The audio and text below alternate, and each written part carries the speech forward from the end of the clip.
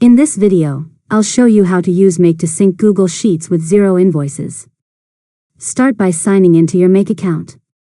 From the dashboard, click Create a new scenario. Next, click the plus button and search for Google Sheets. Select it as your first module, then choose a trigger such as Watch New Rows or Watch Changes, depending on how you want the automation to work.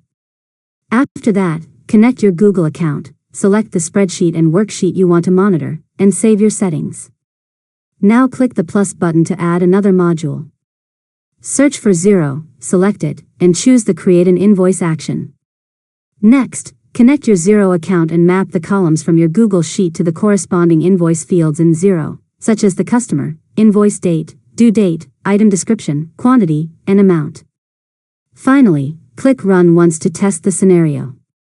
If the invoice is created successfully in Xero, click Save, then turn the scenario on so it runs automatically whenever new rows are added to your Google Sheet.